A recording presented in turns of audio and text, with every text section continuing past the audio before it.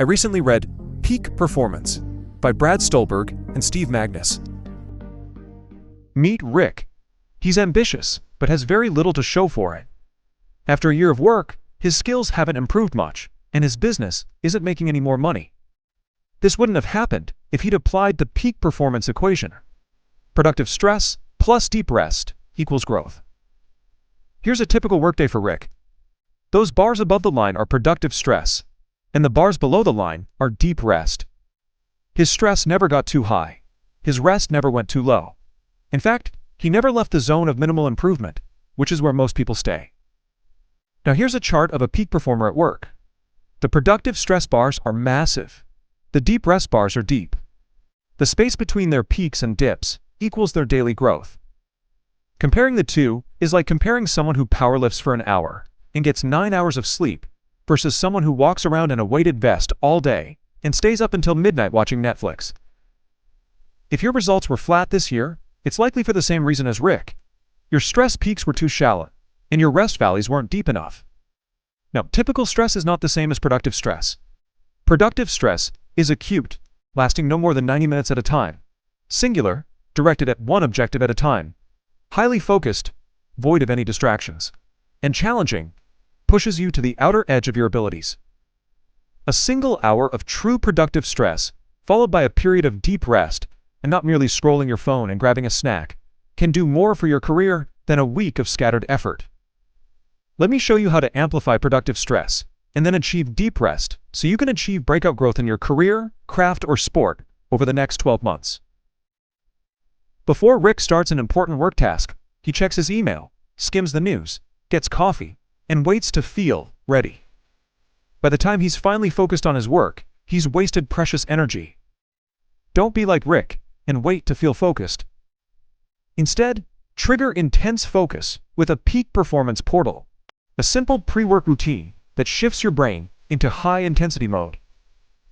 The first layer of the peak performance portal is state selection. Before you start working, ask yourself, what state of mind does this work session demand? Peak performers deliberately shift their internal state to match the work task in front of them. The authors of Peak Performance spent a minute reading passages from their favorite nonfiction books to put themselves into a creative state before writing. When I need to edit my work, I want to be ruthless and precise. So I listen to retired Navy SEAL Commander Jocko Willink read Kipling's poem, If. It instantly increases my willingness to cut unnecessary words. If you're preparing for a conversation that requires calm authority, trigger that state by assuming a confident posture, taking 3 deep breaths, and recalling a time you handled a conflict well. Spending a minute or two shifting yourself into the right state will amplify the energy you need to focus intensely on the task ahead. Now let's move to the second layer of the peak performance portal, consistent focus cues. If you work in a different chair, at a different time, with different noises around you, your brain burns energy scanning the environment for threats. To go deep, you must make the environment so familiar that your mind is willing to tune out everything else and plunge itself into your work. To do this, focus on 3 consistency factors. Same place. For example, the same table at the same coffee shop. Same sensory input. This could be the same coffee, the same noise-canceling headphones, and the same playlist. Author Michael Lewis famously writes entire books to the same song on repeat. For one book, it was the Let It Go song from Frozen. One more consistency factor is using the same tool.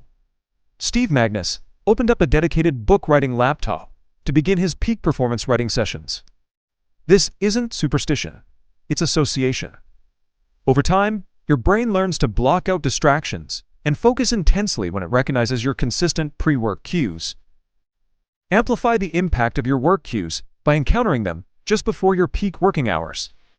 Identify these hours by answering the following question. If you had to take a cognitively demanding test every single day for a year to save your life, what time would you take it? The final layer of the peak performance portal is purpose priming.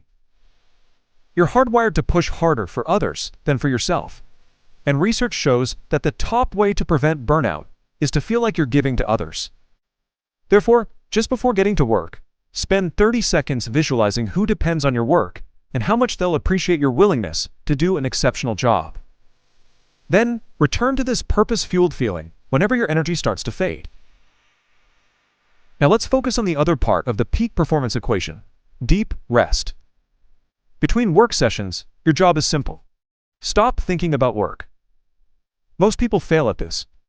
They finish a 90-minute session and immediately check email or scroll social media, blocking the recovery their brain needs. Think of it like strength training. You don't build muscle during the workout, you build it during rest.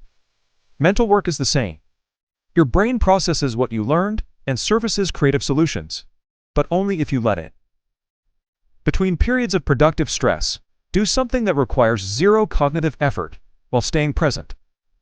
Walk and focus on your breathing. Wash dishes and feel the warm water. Close your eyes and listen to music. The key is dropping your plans and problems, just like you drop thoughts during a guided meditation, and returning to what you're feeling, hearing, and doing in the present moment. This is a skill that gets easier the more you practice it.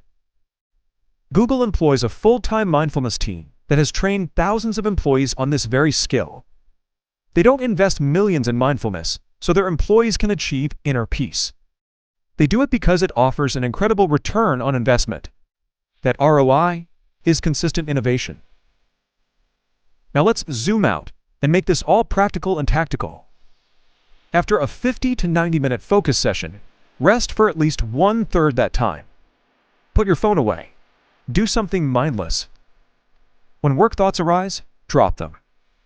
Maintain this 3-to-1 stress-to-rest ratio throughout your workday for the next 12 months, and you'll be shocked at the growth you see.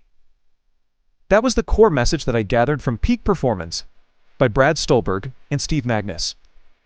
Peak Performance is a great collection of time-tested productivity advice.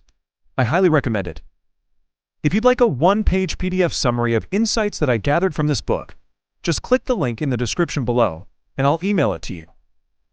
If you've already signed up for the free Productivity Game newsletter, this PDF is in your inbox.